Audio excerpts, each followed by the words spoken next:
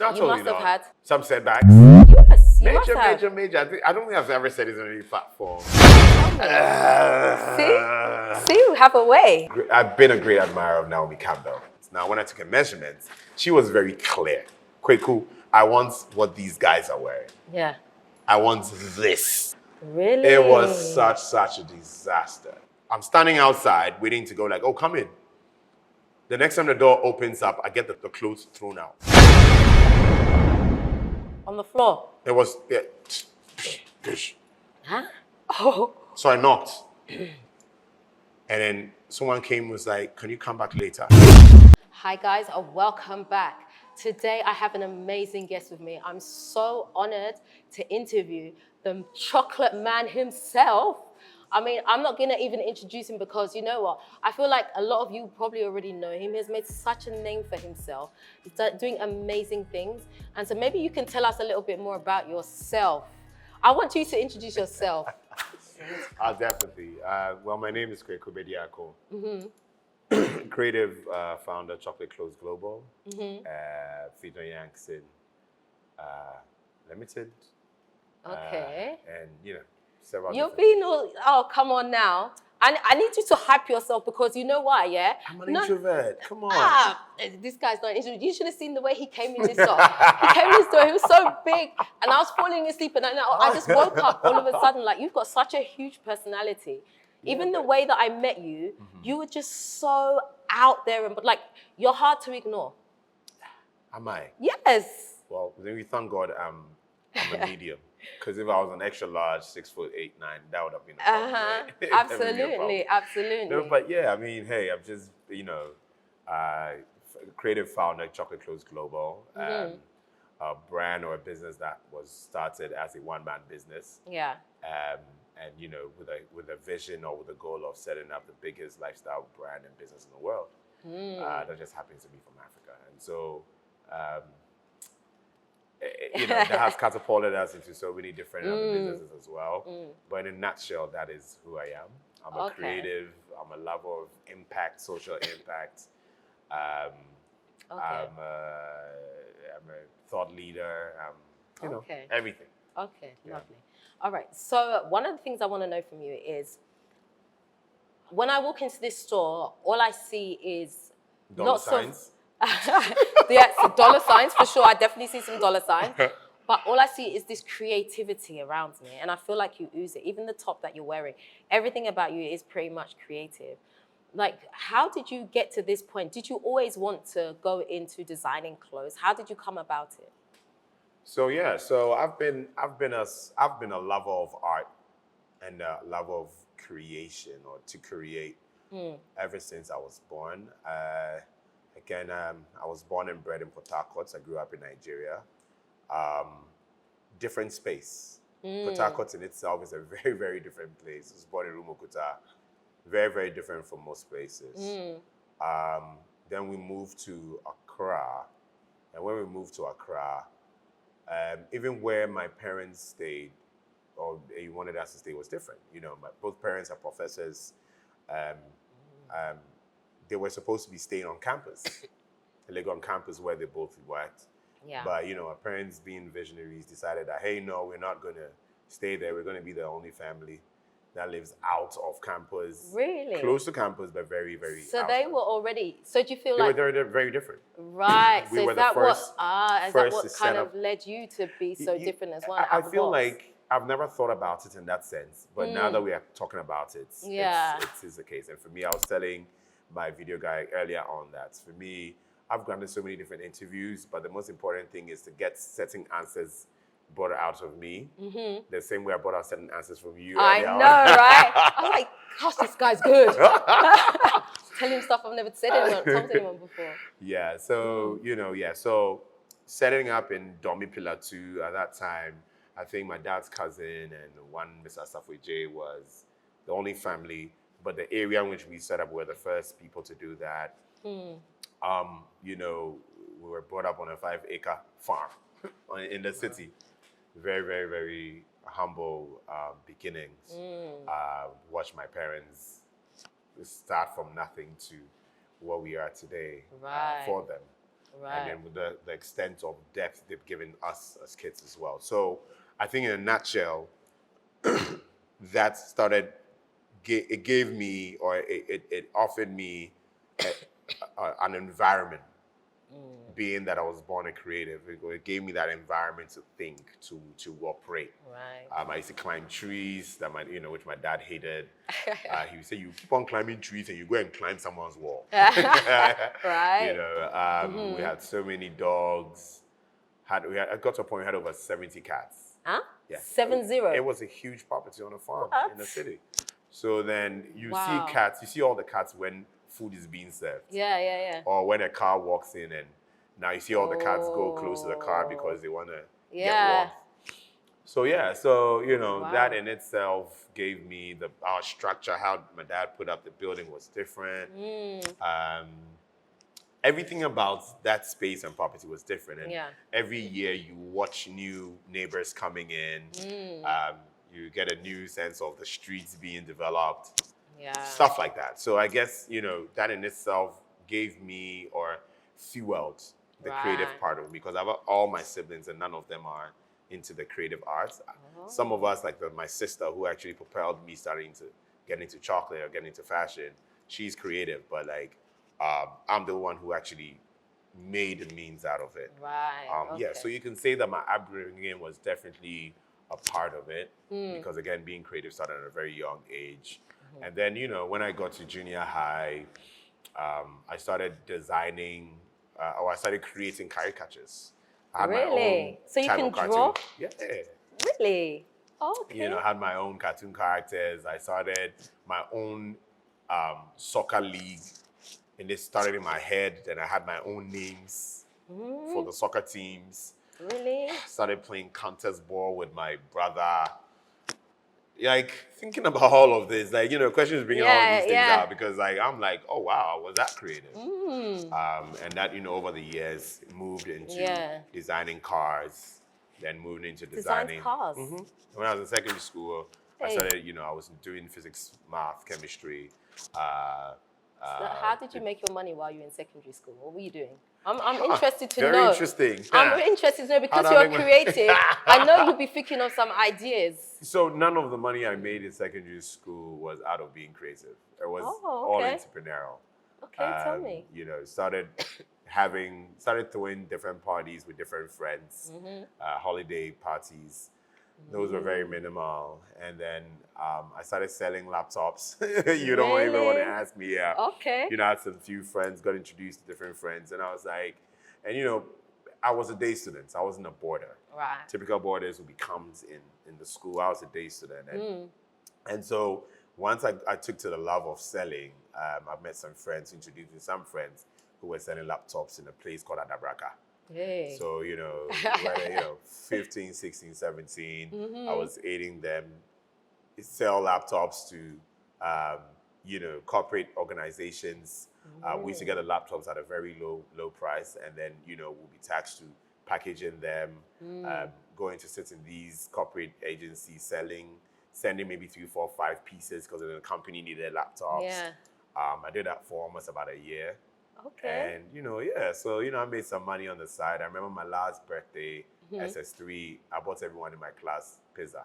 Oh. So I've been a hard guy from way back home. Wow. Big ups to everyone in my class, James, Dela, Usua, all those cats, yes. So that's so nice. That's so nice. So had you ever thought that you would be a fashion designer? Or Never. what route did you think you were going to take? Interesting. So everyone in my family read science. From robotic engineers to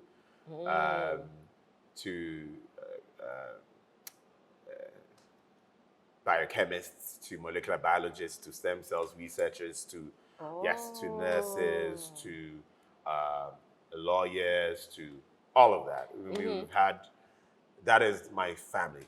My parents were the first, my dad was the first guy in his village to go to school, to go to university. So was my mom. And so they took education very serious, not just education, science, very serious. And so everyone in my family read science as a basis to whatever. And so, being in secondary school, although I had the love to create, all I knew was that, Charlie, I would end up having to be one of these sciences.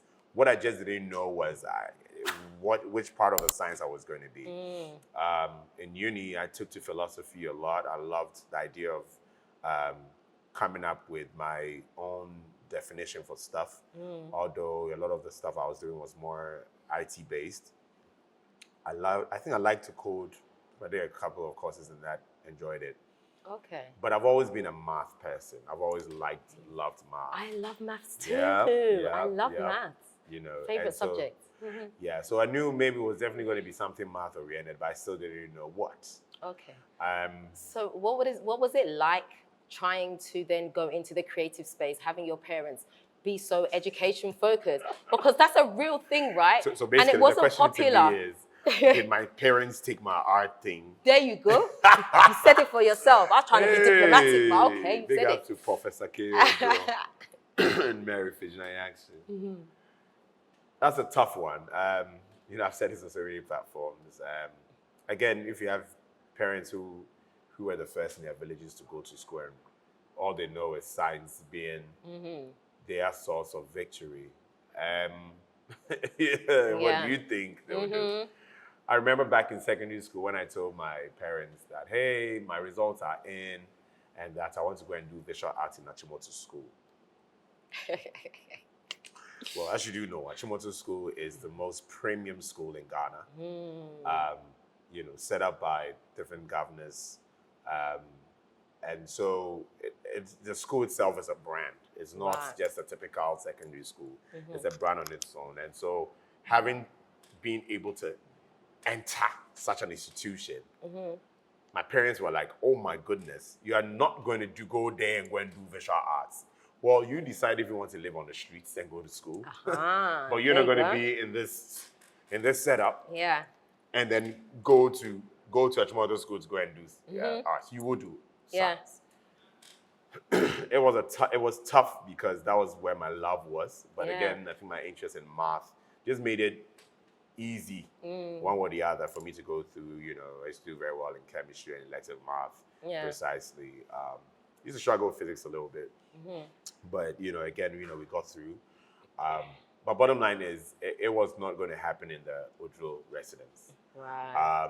I was still doing my arts bit on the side, though. I was now trying to apply my science. So even when I was in secondary school, I was now going, okay, hey, I want to design cars. I want to design grills. I want to design gears. I want to design stairs, right? I want to design different things that could apply science. So hey, I'm starting to do photoelectricity in science. So, you know, I just started to study photoelectric cells. So with photoelectric cells, like, hey, how do I apply that in moving cars? Okay, hey, I can use that with using my feet. Maybe if I could build a photoelectric-based pedal, I'll be able to move the car in a different way.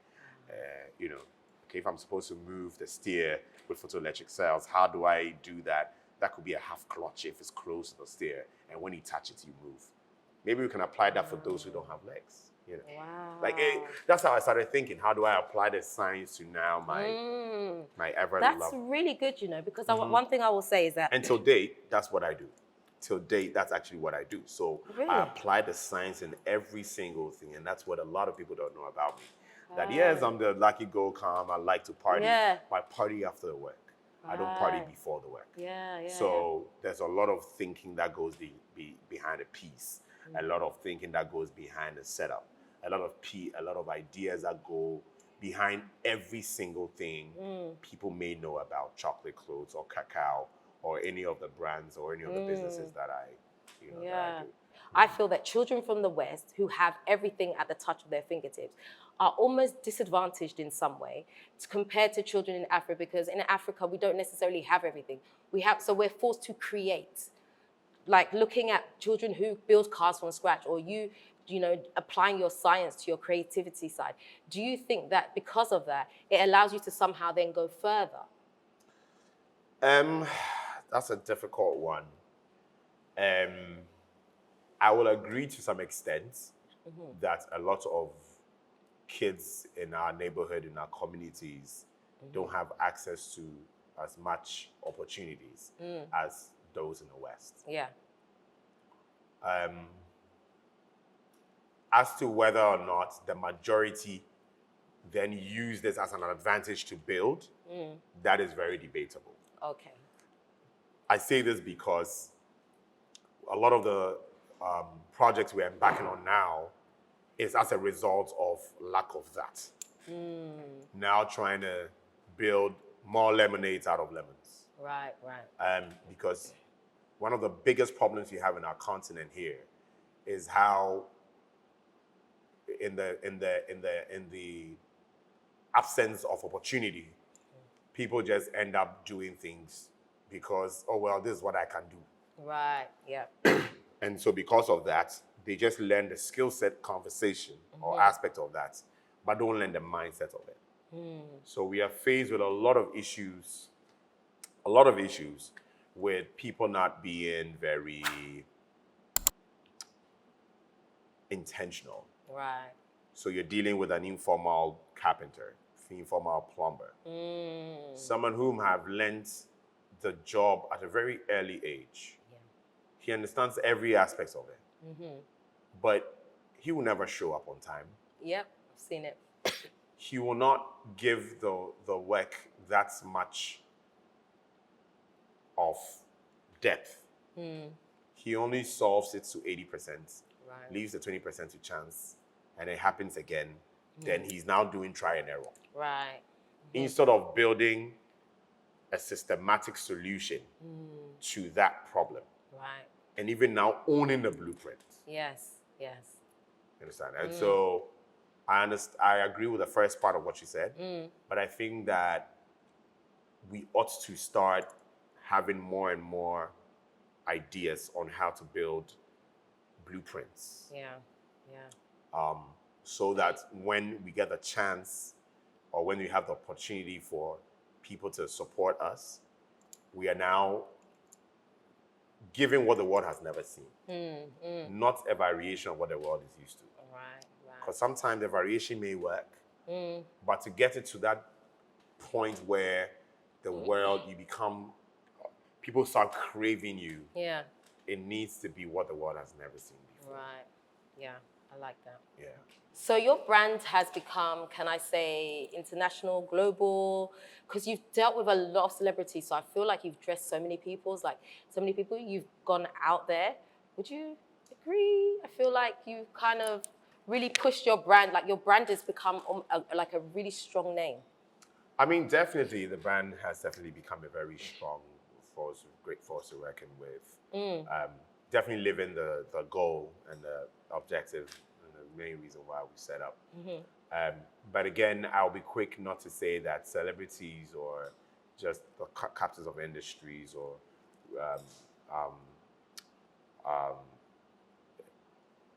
maybe major organizations haven't been the only reason why the brand has been or has catapulted to these strides. I will say that it's been part of the picture, strategically, it's been part of an intentional means of one, promotion, two, validation, and three, just self-acclamation. Because then for you to know that, oh wow, this person actually wore the stuff and actually was going all out to promote it in itself, gives you that sense of, oh wow, you actually are good at what you're doing. Yeah. And so I would definitely then use the opportunity to say thanks to every single consumer, customer who's shared and who continuously share by word of mouth. Yeah. By just rocking the stuff and looking dope. By just showing up. Yeah. We've had a lot of love and consistently and continuously enjoy that from people who just believe in the core message of being different. And so by being different, the idea of celebrating yourself is very important. So when the next time you're going out and you're going out to meet people and you're looking so dope, it gives you the opportunity to appreciate yourself. Mm-hmm.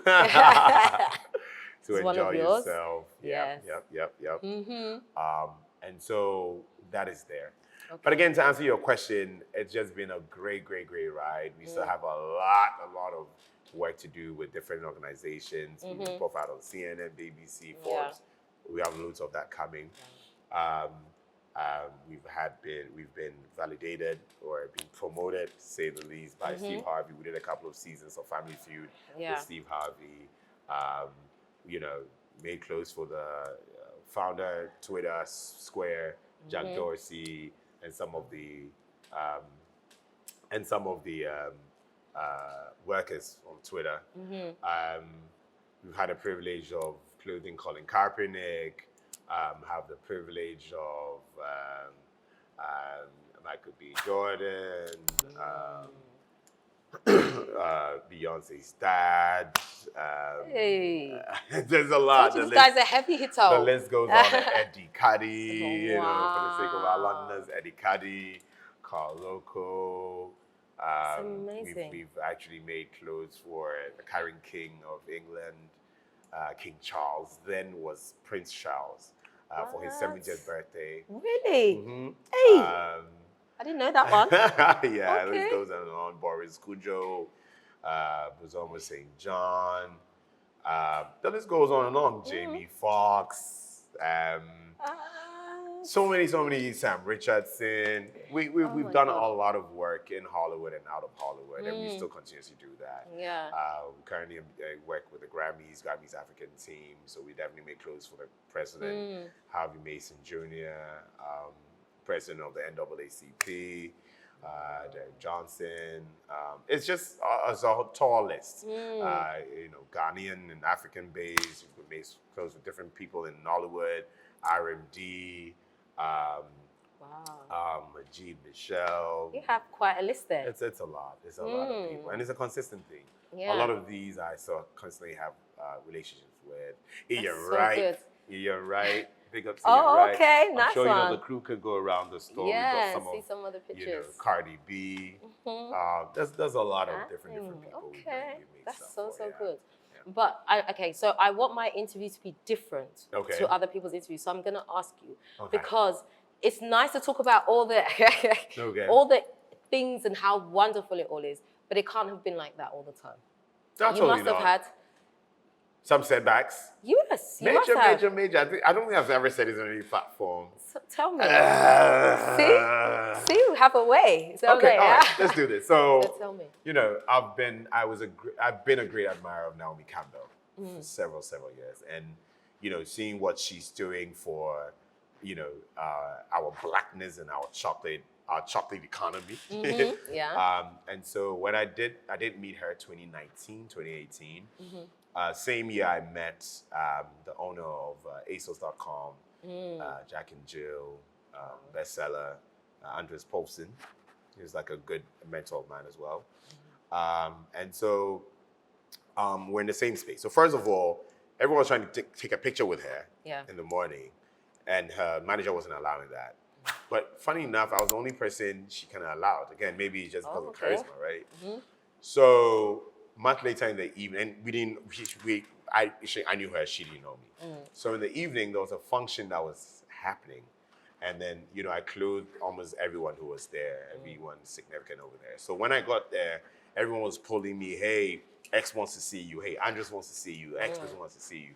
Then the president of the organization was like, hey, Naomi wants to see you. I was like, okay, why does she want to see you? No, she loves the clothes and she wants you to make her one. So I went to meet her. We kicked up. We had such an amazing time over there.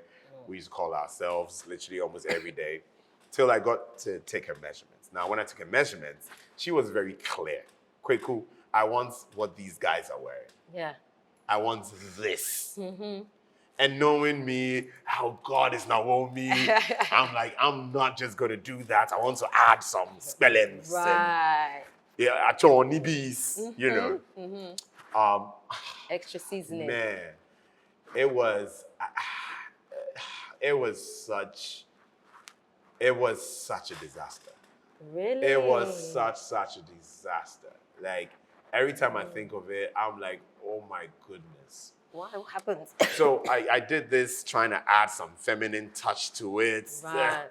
Stuff when to get this very expensive Swiss lace stuff. Yeah. Right? So, she hits me up. I think she was going to a function. And she was like, I think in her mind, once this is good, I'm wearing this to the function. Right. So I go to his apartment.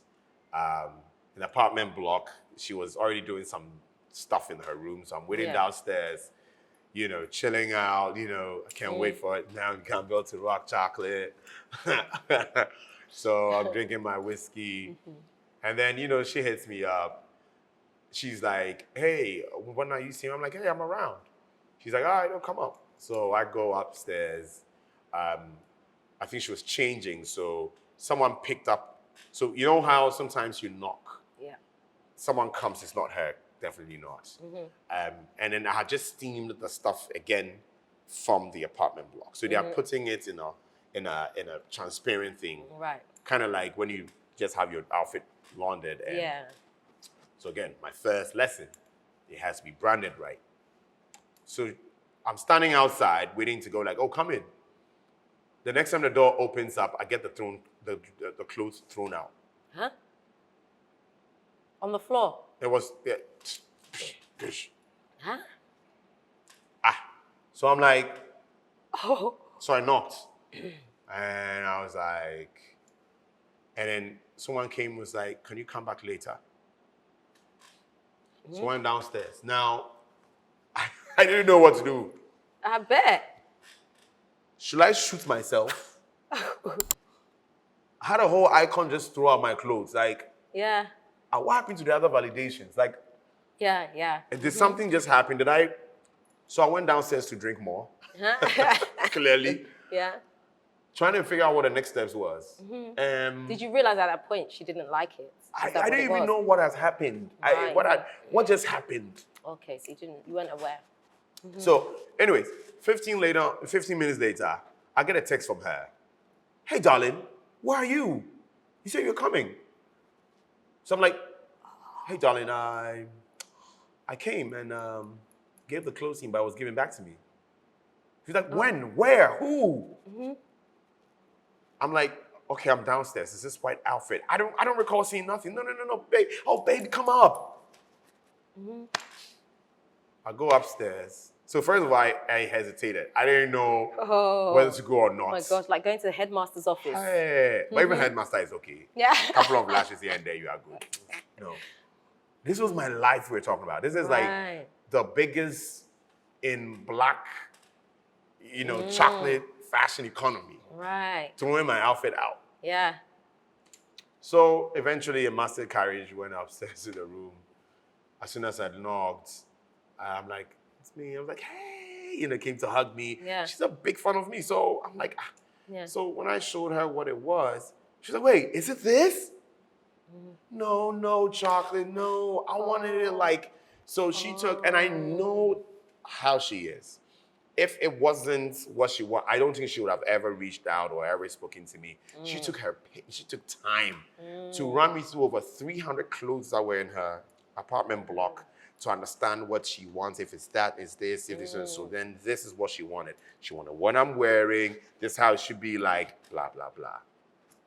And then introduced me to the stylist. The stylist also ran me through. So, like, she's one of my favorite people. She made me like very comfortable. She had a constructive criticism with what I'd done. And so it made me feel better. Yeah. But I guess again, there was a lesson that I got learned. Yeah, absolutely. I'm not a big fan of listening to just a brief. Right. Because I'm going to ask questions. Yeah. My buddy, my friend, one of my biggest clients, Pops, would tell me that, Kwaku. And he goes like, yo, Kwaku, I want this for that and that. So really this deep voice. And then what he will get is like just 20% of it. Because he will tell you that once you engage him, he'll get missing, whatever. If you trust me, go and do it. Right. And it will just carry 1 or 2 essence of what he wants. Right. The rest is going to be, because it has to be different. That is what makes people, because whatever ideas you have, it's because you've seen XYZ, largely because you're not a designer. Yeah. So you come to feed it back to me is like you giving me what the next person may be wearing. Right. So my job is to decipher what you are talking about. I see. And then avoid what you are not talking about to present something that you least expected. Right. It's literally what, yeah. So I learned something there. I learned the fact that, when setbacks happen, you have to master courage. You need to figure out how to, and get closure, figure out how to go around that. But that's, for me, the only, or my biggest setback, to be honest. Every other thing, and even this I see as a challenge. Yeah. That challenge presented itself, So I went back, fixed their new outfit. Yeah. And so I learned from that issue. That's good. That's the main point, right? That's because the main when point. you're in that kind of space, it's gonna happen, right? Yeah. We always so you have learn. to learn. Yeah, you need to love to learn. You need to learn to learn. You got to learn to learn, love to learn. Absolutely. And then with every setback, with every bit that comes through, you build a positive edge to it. Back to your last question you asked, that because we are not served with opportunities all the time, we're always confronted with the least of the opportunity and then nothing that we have. How do you turn lemonade out of this? Yeah. And that's my story, being brought up in a very humble home, having never had things being spoon-fed. I had to figure out how to go around these things and, build the biggest lifestyle brand business in the world. Fashion and lifestyle. It's amazing. You've done an amazing job. But I need to ask you though, why did you call it chocolate? Of all the names you could have picked, you could have used your own name. I mean, why did you use chocolate? I remember when I was setting up this name, I told my former boss that, back then I used to work for him, with him. And I was like, one day I'm going to have the top most edible, aspirational brand names in alphabetical order. Okay. A is apple, B is blackberry, because at that time blackberry was dope, right? And C is chocolate. Okay. I've always loved chocolate and the idea of chocolate. My mom loves chocolate. And I love chocolate. And when I started it, I was drawing, and before I got into fashion, I was doing marketing communication. Fully fleshed out agency that understands what branding is. And so you go through a lot of customer insights, get to understand all these things before you come up with an insignia, a name, a worldwide view, credence.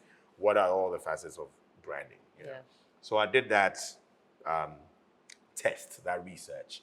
And one of the things that kept on resonating with me was, and when I started was for women. I was like, what do women love that could also represent Africa?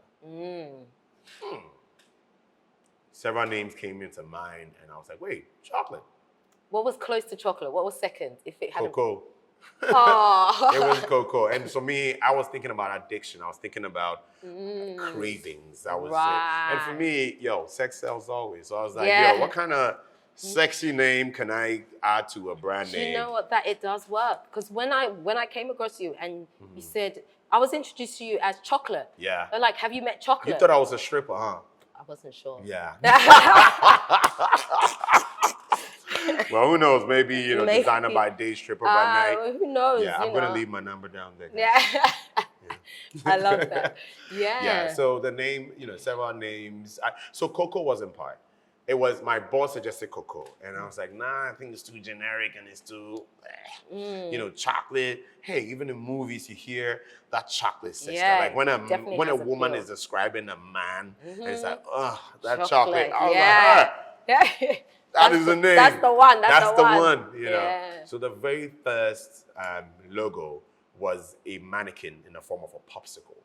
Oh, okay. So it was a dripping, melting, bitten popsicle, shaped in the form of a female mannequin, and then it was dripping at the base.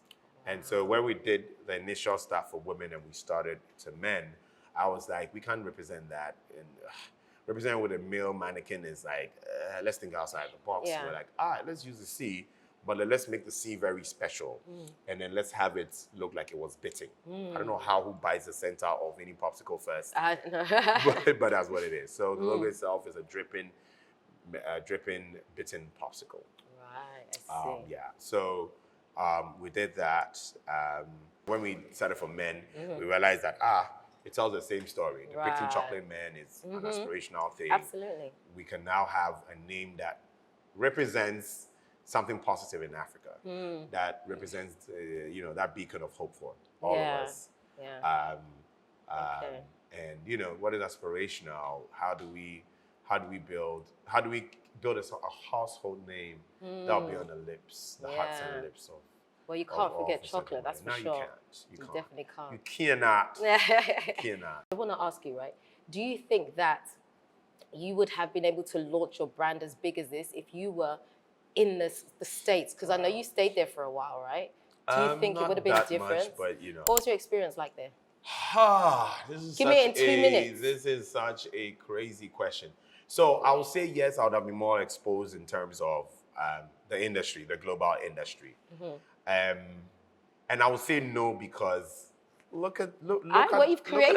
Look at how beautiful, and this Absolutely. is within Africa. Yeah. This is within Ghana. I know. I actually And so, forgot and I was I'm even in never Ghana gonna, right I will never downplay our hearts as Ghanaians, our hearts as Nigerians, our hearts as in Nairobi. Like when we got provide on CNN, it's exposed us to over 14 African countries. Wherever I went to, the love was insane. The learning curves were just so drastic. I got a chance to learn so much about different cultures. It made my work authentic. Yeah. Right? There's nothing that I do now that is not out of my level of experience every part of Africa that I go, whether it's in Zanzibar or it's in Tanzania or it's in Diani or it's in Lamu or it's in all these islands on the continent that people don't even know they exist. And whilst people would take pride in taking flights and enjoying holidaying in Europe and all these places, Lamu is waiting. Diani is waiting, right? And these are the essence of our continent we don't seem to appreciate. Yeah. I've been to Lusaka, Kinshasa, Cape Town, Durban, Joburg, George, everywhere that you can think about in Africa. And it all carries that sense of authentic vibes that goes into my work. That goes into the quality of the work. Yeah. That goes into the narrative of the work. And so for me, it's imperative we celebrate that. Yeah. And we celebrate the wins that the continent has contributed into building a brand like chocolate. Yeah. And so, we're definitely using that as a stepping stone. And as we get exposed to every part of the world, use that to build this gigantic brand that we've started. Yeah. Toast to the day when you see stores in Tokyo. Hey. And know where the source is. That's It's right. from Africa, from this continent. I love that. The stores in Shanghai, and this is the source. I love The it. stores in Paris, Milan, this is the source. Stores That's in it. New York, LA, and this is the source. Wow. And that I will never, ever, ever wish otherwise. Yeah. I love that. So you don't just have this store is at Kempinski. There's other store at And the you have Galleria other Mall, stores? Kempinski. Yeah. Well, so chocolate itself, this is our first and only store now. We're knocking on the doors in the States. Definitely the idea eventually in the future is to be able to do different pop-ups here and then to also own our store. But we don't have a store yet in the United States. But yeah, we just launched our latest baby, an offshoot brand called Kaca, which is pretty much like our intentional, sustainable, fast fashion brand. Oh, okay. And okay. I say that because it's the first brand from our continent and hopefully in the world that is using the problem fast fashion is creating as part of the aesthetic. So Okay. we have the classic looks, which is pretty much using a lot of linens from different parts of the world, predominantly in Africa. Then we've got prints that's from different parts of Africa. And what we do is we blend that with different aesthetics. It's just like different ideas to just make it look extra cool Right. for that young Pan-Africanist, youthful-minded, fresh, trendy. Someone like me. Period. I didn't notice that you noticed that I was. Yeah, I know. I did notice. I did. You're smart. Yeah. Yeah. So Kaca Love was that different for the middle class, affordable luxury, everyday type wear. Sometimes people go like, wow, they're going to the mall and wearing chocolate might be maybe too much because it's like, why are you going from here? It's too luxurious, right? And then you talk to you talk to Cacao. And Cacao is, easy. You can rock your normal t-shirts over Cacao shorts, like jackets, shirts. It's just a wide variety of stuff, right? And, as I talked about sustainability and talking about that, even the whole process of coming about it, we're working with like different informal tailors, training them, building, creating employment for them. We are working with kids on different art projects. Back then when I was a kid, we draw on t-shirts and do arts competition. Now we're doing these arts competition on fabrics. Wow. And then we're selling them, giving back to these kids. The idea is to put them in a scholarship scheme, send them through different high school conversations, take them through passings, all these conversations we started with Cacao. And so it's an intentional one. There's a lot of wastes that we're turning in, building the aesthetic into the conversation. I will show you some of the chowi shirts and the chowi skirts and shorts that we are building. And chowi is on a downward, that means small. So we're piecing up so many different fabrics from old school uniforms. Really? To old denim. So are you going to show me that store today? I'll show you that today. Today? Okay. Yes, using that for skirts, jackets, all of that, right? And for me, that in itself is using the problem. Yeah. The problem that fast fashion is creating. Using that as a means to build a new brand. And even if after any collection there's waste, we recall it back, recreate it, set it back. Wow. And so we are minimizing the waste with Cacao. And it's just beautiful being able to launch it during Afrofuture. People fell in love with our setup. Oh, wow. And even the current store now, people can't believe it. We've kind of I'll give you an idea, a modern day farm. How does a modern day farm is going to look like? Oh, okay. That's Cacao. Okay. Yes. And there's a bigger news that we're not going to say here. Okay. But we also just got licensed by one of the biggest global organizations. Really? And it's with Cacao as well. So fingers crossed. I love your jacket you're wearing. It's not a Cacao though, but it's a lot of influence. I love it. Do you know, I feel so luxurious in this. Yes. I absolutely love it. I don't know how you're going to get me to put it down. Well, I don't know how you're going to be modeling on the red carpet, because that's what you're going to do next. Oh my God. And just so you know, we have a runway in our store. Oh my God. It's pretty much one of the first stores in the world with a runway. So there's more to Dela. Yeah. She catwalks. Oh my gosh. We're going to have her do that. No pressure. Okay, we'll do that. All right. Okay, let's head to the red carpet, shall we? All right, let's do it.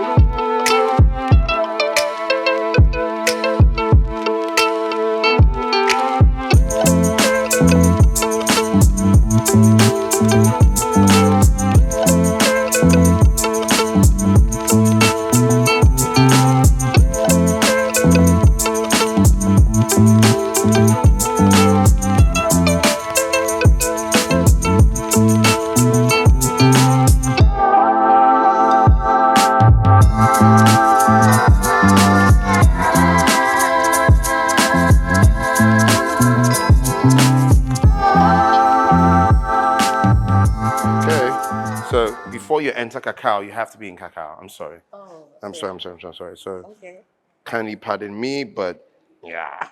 And this is the tag. Normally people put tags in the shirts, right? So no, we want our tags out. Oh, okay. So this is proper street, chowi skirts. We have the chowi. Please don't come in. No, please don't come in. Because you're not wearing it. Oh, okay. This is the chowi chowi shred. Let's fix this before you can enter and touch it. Okay. You have to be dressed accordingly to enter. Oh, I see. Okay, so this goes. Okay, great. So you can imagine if you were going for whatever party it is. I know. I'm gonna come to you from now on. I'm like, hey, I've got an event. I need something to add. People need to know that there's more to this lady, you know. I'm telling you, they need to know. Tell them. Exactly.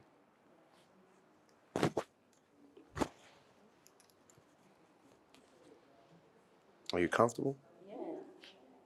Is your belly hidden? Yes. Hide that. Nobody had that. No, nobody had that. Just hide it. Okay, so let's just say.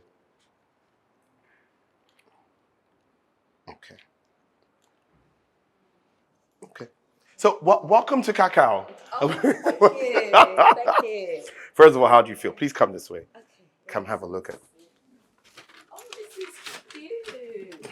Oh my god. Oh, I'm looking so cute.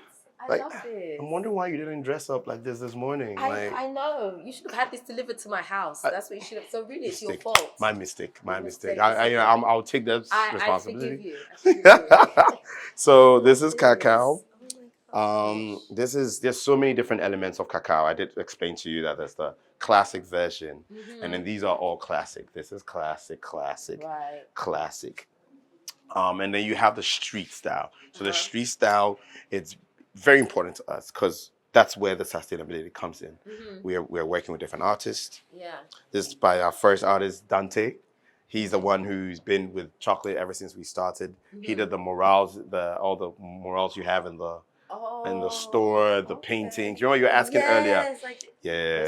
Partner in crime.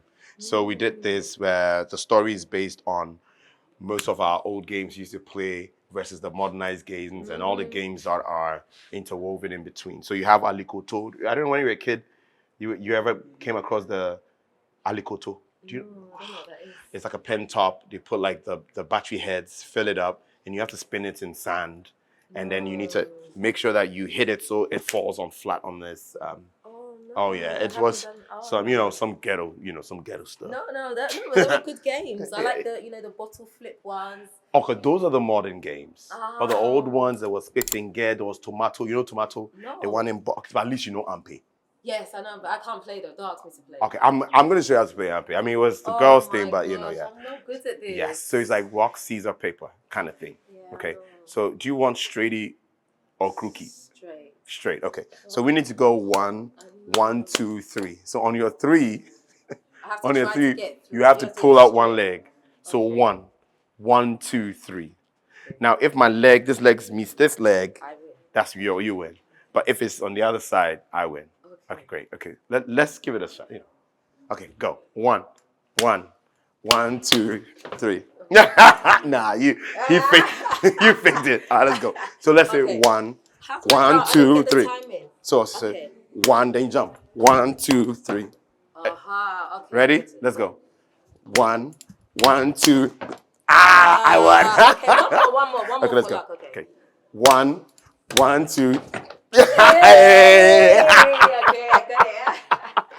Yeah, so we celebrating all these things with this trumpets, xylophones,